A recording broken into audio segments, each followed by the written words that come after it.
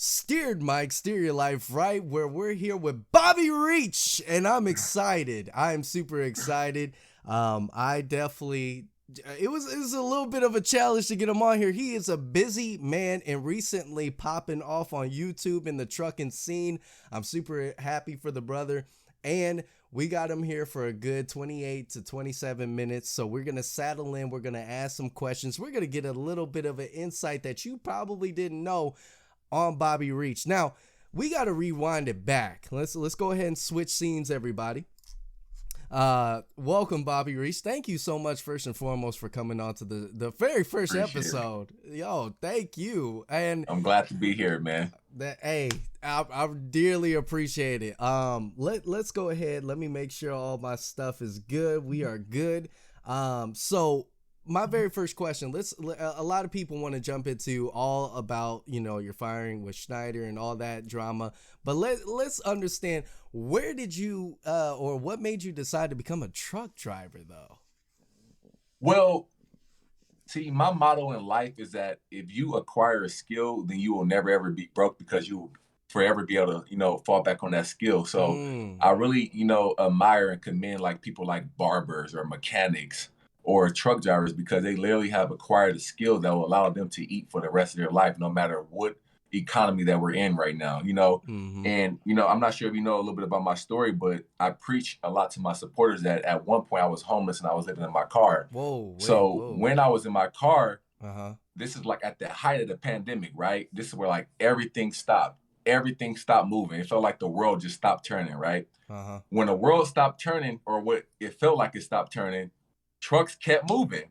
Ooh. So as I'm in my car, I'm asleep, got the little covers on, I'm shivering and all that in the nighttime, literally trying to just, I'm having my own human experience. I'm seeing trucks move. I'm like, it's not really hitting me at that point, but it's like, I see it. You know how you don't see it, but you see it, Yes. right? That's what I've seen. And this was like a year and some change ago. So I never really acted upon it like right then and there, because at that point I was doing my real estate tip. But years later, I never forgot about that thought, and I never forgot about, me really seeing that back when I was in my car. So that kind of like inspired me to get a skill. And I didn't necessarily want to get into this and do what everybody else wants to do. Like everyone gets in this and they're like, I want to own 5 trucks. I want to own 10 trucks. I was just like, I just want to own a skill. I want to acquire a skill that I can always use. Yes. Right. You know what I'm saying? So that's what really got me into trucking. And one thing led to another. Like, I'm a very strategic guy, right? And so when I set my mind on something, I really set my mind on something, and I just don't set it on that particular thing and take it for what it is. Like, I create a whole freaking system around it. I'm going to do X, Y, and Z. And after X, Y, and Z is done, this is what we're going to do. So just like I told you earlier before we talked, it's like all this stuff has been pre-planned. I didn't plan getting fired.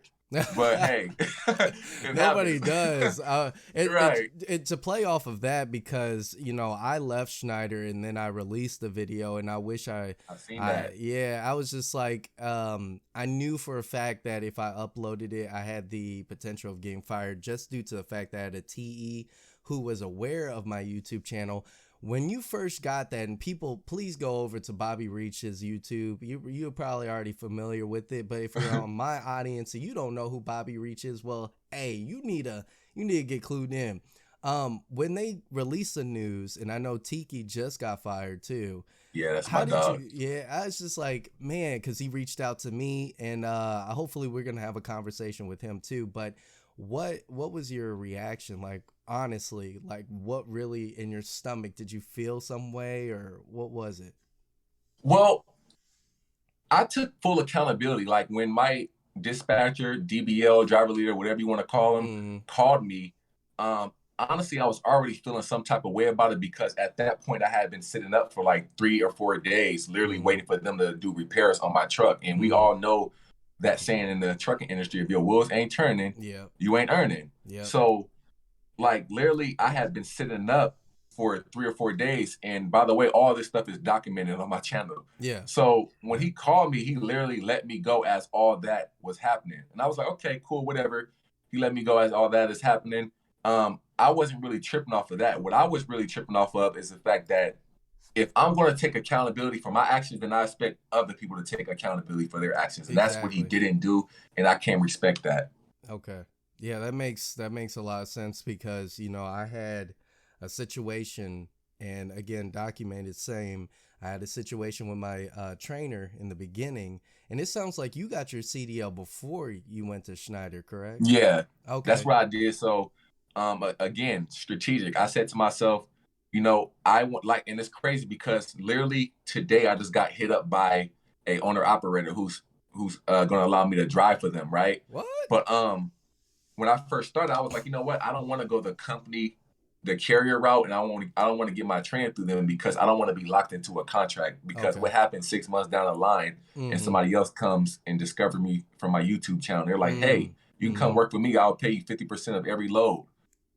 Then technically, if I leave from Schneider, then I owe them money now, and I don't want to be in debt. You know what I'm Yep. saying? I don't want to have a liability. I'm very, very proactive on keeping all my liabilities as low as possible. So I got a video on my channel where I showed how much Schneider paid me my first week. It was like $600, and everybody was like, "I can make that at McDonald's." I'm like, well, when your liabilities are low, you don't really need to get paid that much. And I tell people all the time, I didn't get in this for money. We all Mm-hmm. know when you're a newbie, you're not really gonna make that much money. And Mm-hmm. even if you do make a lot of money, me personally, I have that entrepreneur type of mindset. I Mm-hmm. know that it's a lot more money out there than you're ever gonna make in trucking as an Mm-hmm. owner operator as well as a regular company driver. And I Yeah. know that because I come from the real estate sector and I've seen people cash $50,000 checks a month. Like it's Oh out my there. So when I God. tell people I'm a $30,000 a month type of person, I don't say that lightly, and I'm not playing. Yeah. So that's kind of like, yeah, the little gist of it for like really. Hey, that's some. I mean, I had no idea. I didn't get to see that.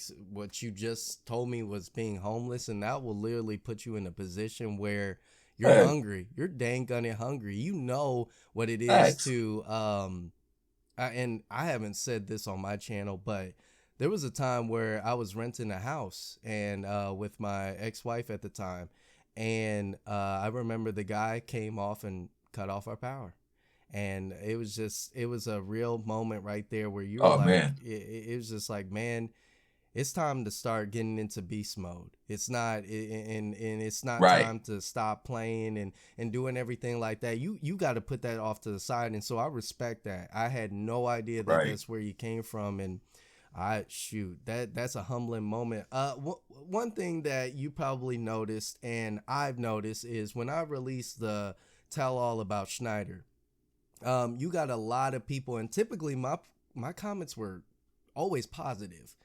For some reason, um, do you get a lot of comments when it comes to, oh, you're complaining, or oh, you're a newbie, by a lot of these veteran truckers? How does that like make you feel? How do you operate different when that comes up? Well, I call them super truckers. Okay. And the reason why I call them super truckers, my definition of a super trucker is anyone who's been in the industry like for a very long time who forgot where they came from. Mm. So a lot of people, they look at my videos and they automatically say, like they'll like criticize me. They'll criticize my skills. You suck at back end. You need to get better at this. And they come at me in a way as like as if they never was a newbie before, Okay. right? And Yeah. I'm one to accept, criticism. Like I went to art school, like I had my artwork critiqued all the time. I had people say that's ugly. It's okay, right? It's their opinion. But what I don't respect is when these, experienced veteran drivers, they in a way just come and just put people like me down. Like Yeah. you're not supposed to be an expert backer when you're first starting, No. right? So I gain a lot of hate on my channel because I'm not one just to. I think some of these veteran drivers be expecting just because you're new that you should just bow down to everything that they say, right? Mm-hmm. You're Mm-hmm. a newbie driver. You shouldn't be saying anything. You should be listening to us despite us bashing you right now and trying to give you advice at the same time. Oh, okay. And I tell them all the time in my comments in my videos that like this is a different generation. Like we don't get down like that. You can't bash somebody and then in the same token try to give us advice. I'm not gonna listen. It's gonna go through one ear and out the Not other the ear. other. So that's kind of like the whole just with like the veterans. And I just troll them. I troll them because I feel like if you want somebody to understand and give you respect, then you need to give us as newbies respect too. We're out here grinding. We're Yeah. just like you. We're getting in the industry. This industry is dangerous. We're putting Yeah. our life on the line. Yeah. And you have no right to tell another rookie that he sucks or this and that, because that can really down somebody and that can make them want to like exit the industry. You know what I'm saying? Exactly. I had when I first Yeah. started off, I had a good amount of like I guess what you like you said, super truckers, but the way they came at me was in a different light than what I'm getting now. They were very Mm-hmm. helpful, and that's where I'm responsive to that. It's just they kind of got this like arrogantness within typing, and that's why I'm a Right. big believer in having a conversation over the phone rather than text, because a lot of the times these guys Definitely. mean well, but what you have to look at is we're looking at these texts like we're so used to YouTube. If you ever had a social media presence, doesn't matter if you're on a Facebook trucking group like I was, you're gonna get a flood of hate, and that just comes Right. with the territory that we chose. Facts. Now with life in trucking and also taking on vlogging and all that stuff, how do you balance it all in order for your life to just, flow easily now? Man, this Oh, first off, let me back up. Let me back up a little bit. So when I first decided to get into trucking, I was really big on marketing and branding yourself, and I really feel like the internet is the future. Like this is what we are doing right now. The YouTube, the TikTok, that is the future, right? mm, Attention is currency. I always say attention is currency. Wherever the eyeballs are flowing, the money is flowing. So mm, unlike everybody else who gets in the industry and their main goal is to just learn how to drive a truck and literally just make money driving trucks, that's perfectly fine for them. But I was thinking more on a business level. How could mm, I use trucking as my medium to mm, brand myself so that people would eventually know me as the trucking guy? mm, And furthermore, people will start following me and really effing with me for me. So mm, trucking is just a byproduct of who I actually am. So I'm building a product, or not a yeah. product, but I'm building a brand surrounded around trucking. So Mm. I drive truck, Uh-oh. Seems like we're having a little bit but of an issue with but trucking, connection. then people already mess with me. Let me see. Let Hey me see guys, we something. as Kevin Samuel says, we build it as we fly. Oh, Can you hear me? you are gone. Oh, there you go. There I go. Yeah, There can we go. you hear All me? right. Yes, I hear you. Yep. I was just saying, man, I just looked at trucking as a way to brand myself so that I can take that influence and kind of reel it into creating other businesses. Mm-hmm. So I didn't get in this industry just to drive trucks. I got in this industry to drive trucks and also to build a brand that will last a lifetime, that will allow me to create other businesses. Ooh. That's where I really got into trucking. I got into trucking because I was just literally looking at different things I could really build my brand around. Like I Mm-hmm. did the real estate thing. You got Mm-hmm. affiliate marketing. You got Mm-hmm. so many different things and hobbies that you can bring yourself off of on YouTube. And I was like, okay, cool. If I do trucking, 9 times out of 10, I'm going to have a lot to talk about on a daily basis, which means I'm going to be able to stay consistent. I'm going to be Yeah. able to release a video every freaking day, Yep. maybe even 2 to 3 videos a day, Yeah. which means eventually people are going to start buying into my brand. They're going to start buying into me. So to Mm-hmm. answer your question, this is easy. It's Mm-hmm. always something to talk about. It's always content. Everything is content. That's one of my mottos. When I Mm-hmm. get fired, Mm-hmm. that's content. And Mm-hmm. I strategically base my brain off of that so that even when something bad happens, I'm still winning. Mm-hmm. You can never lose. You can always turn a loss into a lesson. So when I get Yes. fired, guess what? That video is Yeah. monetized. So now I'm making money off of getting fired. Yeah. Whenever I bust a whip, when I bust a wheel on my truck, guess what? That's content. So Yeah. although that's bad, I'm turning into a good thing because it's Mm-hmm. content. So Mm-hmm. I encourage everybody to really create their brand like that so that no, it's I'm not done because it's content. I'm winning. Mm-hmm. Like Yeah. simple as that. Yeah. Yeah. And I honestly, like, when I first started, I did get a lot of backlash because they were like, oh, who cares, and that's when I only had like 100 subscribers. When I took off, those same people came back and said, sorry, I didn't really see your whole entire thing. We all have a story, and I think a lot of Facts. us have forgotten that story. Some of us take our Exactly. story and we publish it online for others to see and realize that it is not the end all be all.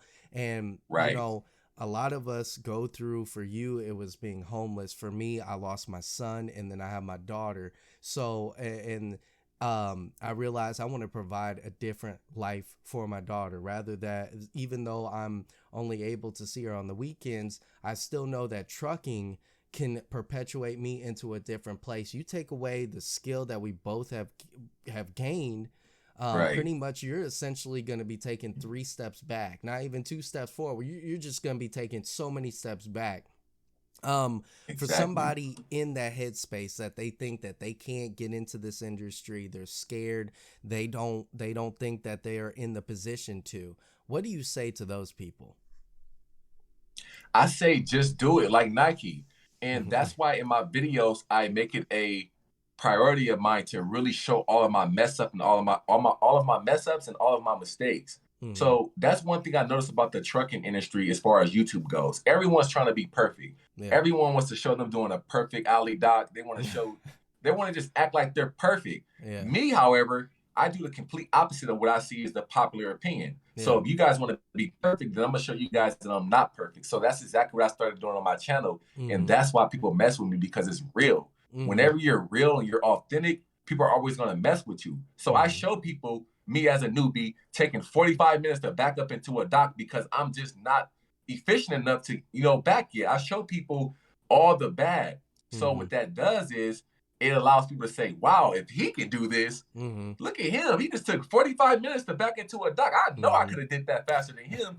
So that's why I be getting mad at the veterans that be getting on my tail, because they don't see the bigger picture. I'm doing all this to bring more people into this industry. When Yeah. you make a person feel like they can do something too, then that gives them the added confidence that they need to actually Yes. come up in here and start doing things. Yes. But when they see those videos, and those videos of people backing into a dock Mm-hmm. in one try, although it probably took them 4 or 5, but they ain't gonna never show that, right? Yeah.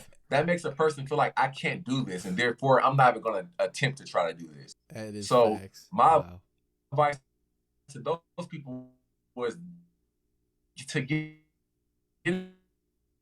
like get in this and know that there's people up driving trucks. Like, Mm-hmm. it's okay. Everything that you do takes practice, and eventually you'll get better at it. Trucking is not something that you learn in just a week, which is crazy how all these companies just send you out to the wolves in a week and expect you to be a perfect driver. It don't work like that. Mm-hmm. I talked to like maybe 3 people that came over because of course I know I'm familiar with Schneider's Way, and I'm familiar. They were like, dude, we only got a week and then we got to do a test drive Exactly. with these guys, and they were like, what the heck? And then you're off with your TE. They felt rushed. They told me they felt rushed. Exactly.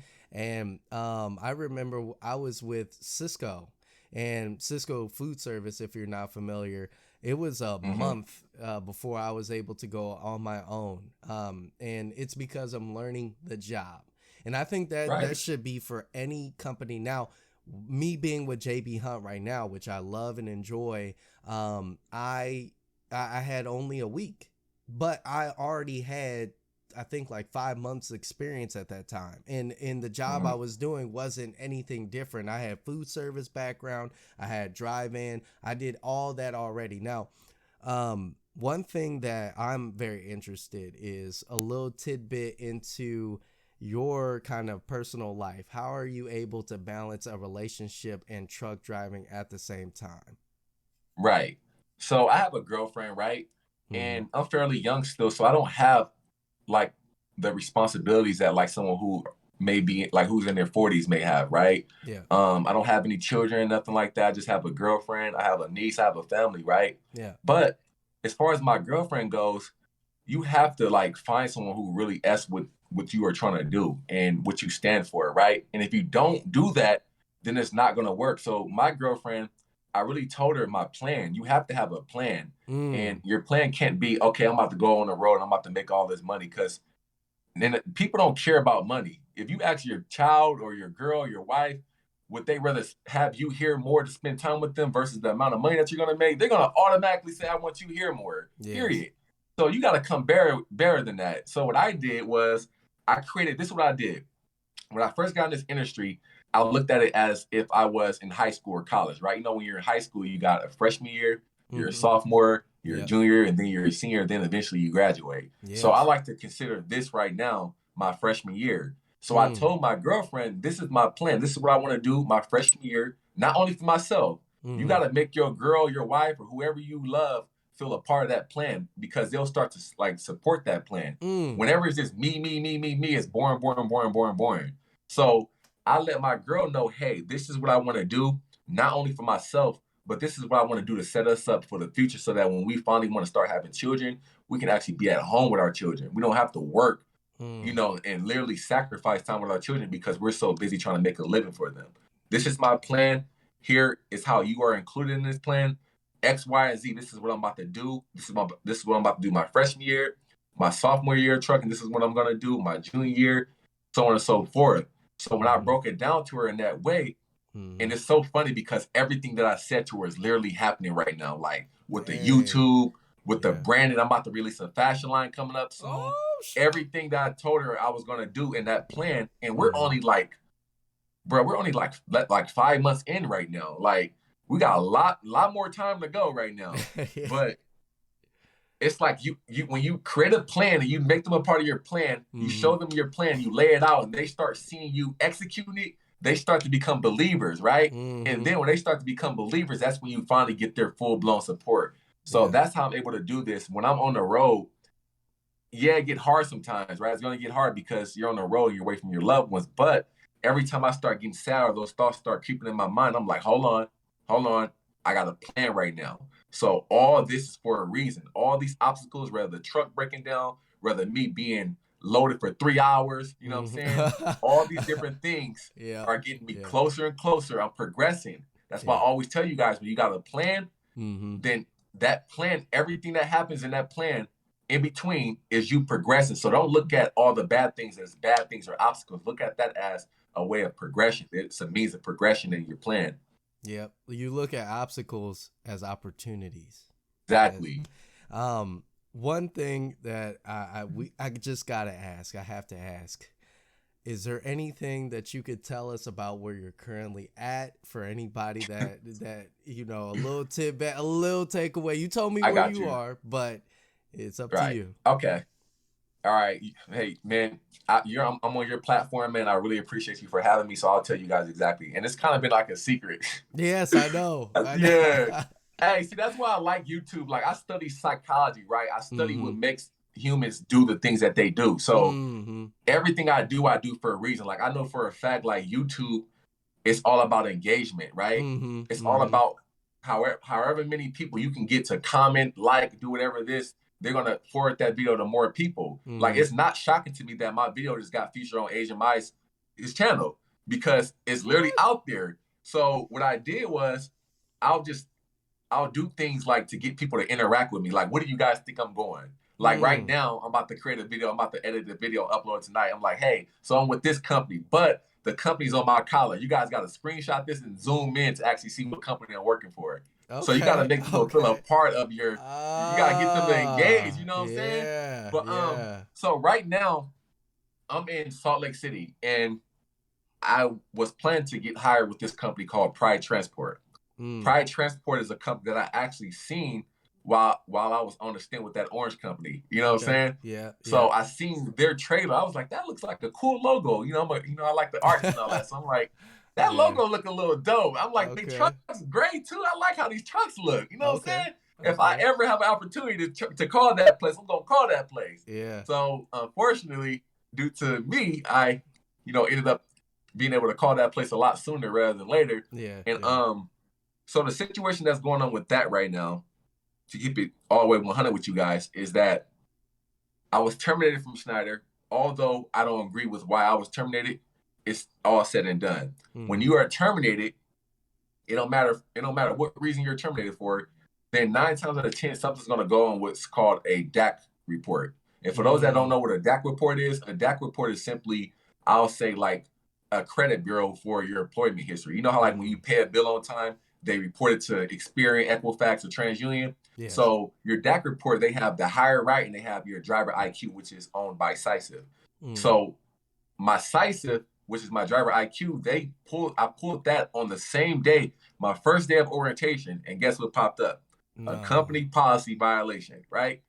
For me doing the filming, for me literally having a GoPro on my hat and driving and filming. That popped up on my record. So everything was going great here with this company. I signed all the papers, like all the beginning papers that they make you sign, actually make you feel like you got a job, but you technically don't got a job yet.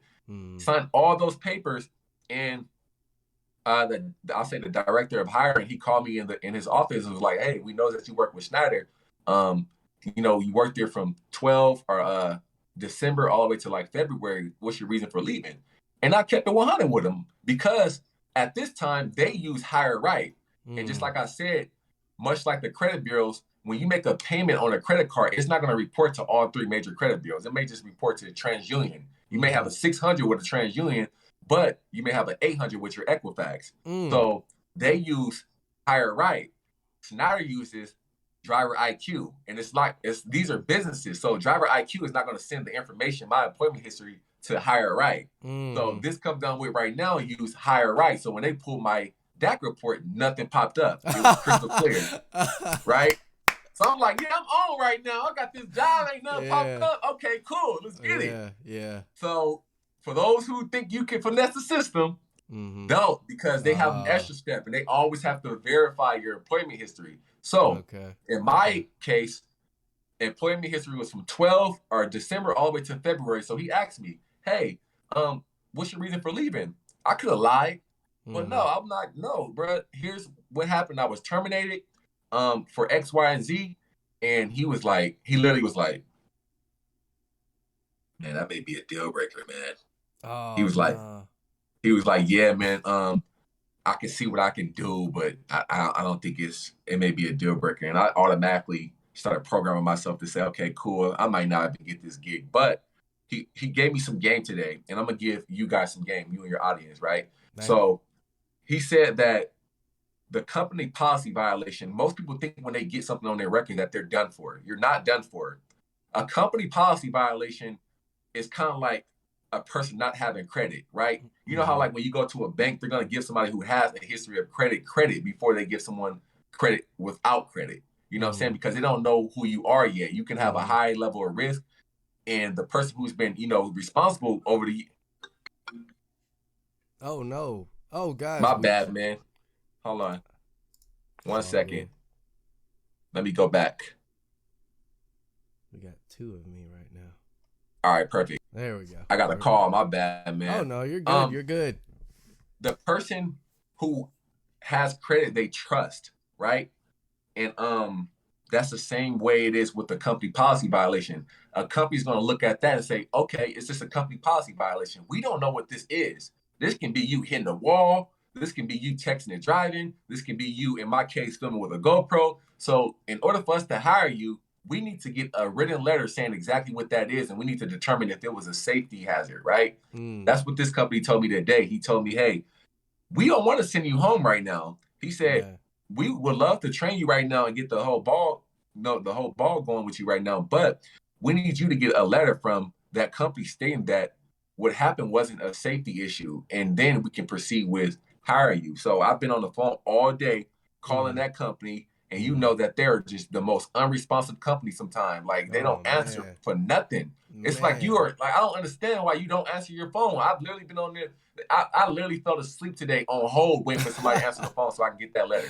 Oh, man. That is rough. So it's like extra hoops that I'm going through right now.